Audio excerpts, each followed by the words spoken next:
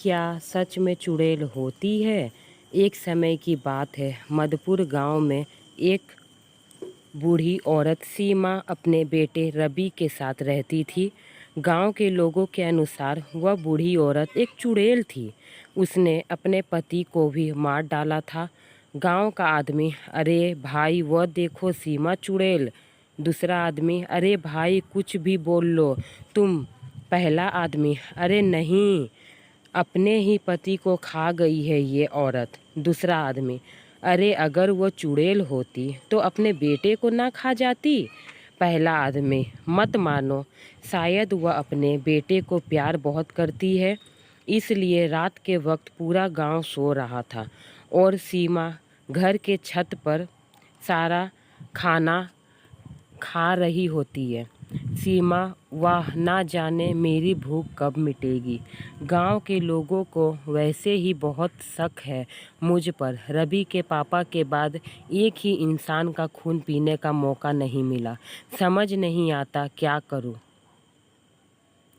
इस खून की भूख को कैसे शांत करूं। अगले दिन सीमा बाजार से सामान लेने जाती है तो रास्ते में उसकी एक सहेली मिलती है। सहेली, कैसी हो सीमा? मैं क्या बताऊं, रवि के पापा के जाने के बाद शरीर कमज़ोर सा रहता है। तुम घर पर आना शाम को। सहेली डरते हुए, स स स शाम को? सीमा, हाँ हाँ हाँ हाँ, डरते क्यों हो? मैं कौन सी तुम्हें खा जाऊंगी? हाँ हाँ हाँ।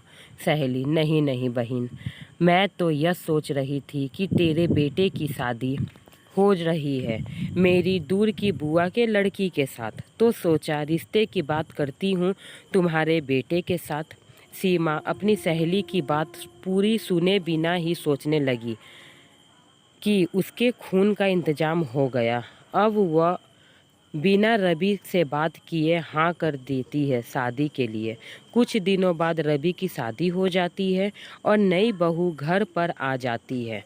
रोज रात को सीमा बहू के पास जाती। रवि को पास में देखकर उसकी हिम्मत ना होती। अचानक एक रात सीमा, हाय हाय बहू, क्या हुआ माँ जी? सीमा, कुछ नहीं बहू, आज पता नहीं पेट में, मेरा मतलब पैरों में बहुत दर्द हो रहा है। बहू, कोई बात नहीं माँ जी, मैं आज रात को इनसे सोने के बाद आपके पास आ जाऊंगी और आपके पैरों पर मालिश कर दूंगी। सीमा, तुम्हारा भला हो। उस रात सभी लोग खाना खाते हैं लेकिन सीमा खाने के लिए मना कर देती है क्योंकि उसको बहू का खून पीना था। रवि, क्या हुआ माँ, तुमने कुछ भी नहीं खाया? सीमा, बस बेटा आ। बहू, अरे आज माँ जी का तबीयत ठीक नहीं है, आपके सोने के बाद इनके पैरों पे मालिश कर दूंगी, कल से देखना एकदम ठीक हो जाएगी। सीमा, हाँ बेटा, कल से तो मैं एकदम शायद ठीक हो जाऊं। तू आ जाना, याद से आ जाना, ठीक है? बहू, जी माँ जी। अब जैसे जैसे रात हो रही थी सीमा की भूख से बुरा हाल होता जा रहा था। अचानक बहू एक कटोरी में थोड़ा तेल लेकर कमरे में प्रवेश करती है। सीमा, आ आ बेटा, छत पर चलते हैं, मेरा आज ऊपर ही सोने का मन है। बहू, ठीक है माँ जी। ऐसा कहकर दोनों छत पर चले जाते हैं और बहू सीमा के पैरों पर जैसे ही तेल लगाने लगती है वह डर के मारे वहीं रुक जाती है क्योंकि सीमा के पांव उल्टे थे। बहू मन में सोचती हुए, अच्छा हुआ बुआ का तो गांव वाले ठीक ही कहते हैं इसके बारे में, ये तो चुड़ैल है। सीमा, क्या हुआ बहू? बहू, कुछ नहीं माँ जी, मैं 1 मिनट में नीचे से तेल और लेकर आती हूँ। ऐसा कहकर ही जैसे बहू नीचे जाने लगी सीमा ने उसको मना किया लेकिन बहू एक ना मानी।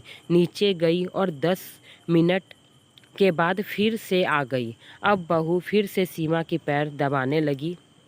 सीमा के दांत और नाखून बड़े होने लग गए। अब वह बहू को मारने के लिए एकदम तैयार थी। देखते ही देखते सीमा एकदम चुड़ैल के रूप में नजर आने लगी।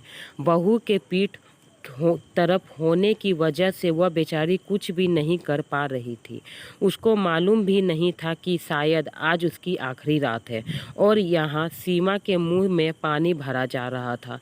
उसके हाथ बहू के गर्दन की तरफ बढ़ते जा रहे थे।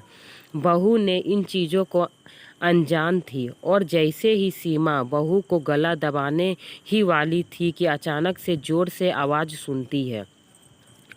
ये सब उसकी बहू ने नीचे जाके जानबूझकर षड्यंत्र किया था ताकि वो अपनी सास से बच सके। और रवि छत पर आ गया आवाज़ सुनने के बाद, और सीमा अपनी असली रूप में आ जाती है। रवि, अरे वाह माँ, इतना सास और बहू का प्यार पहली बार देखा। ये लो खाना, तुम्हारी बहू ने कहा था कि थोड़ी देर तक ले आना, और हाँ, इसमें गरम भी है, अपने हाथों से लो, अब खा लो और सो जाओ।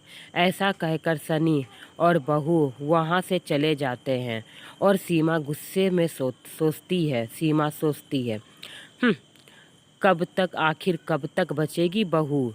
जैसे तेरे ससुर की बलि चढ़ी है, तेरी भी बलि चढ़ा दूंगी। तू नीचे जाके रवि को बोल दी थी खाना के लिए कि तू बच सके। एक दिन रवि काम के सिलसिले में शहर से बाहर चला गया और सीमा पूरा मौका मिल गया बहू को मारने का। एक रात जब रवि नहीं था, सीमा अपने कमरे में सो रही थी। अचानक से सीमा कमरे में जाती है और अपनी बहू के पास जाकर उसे मारने की कोशिश करती है। दोनों में बहुत ही ज़्यादा हाथापाई होती है, पर चुड़ैल के आगे इंसान का क्या।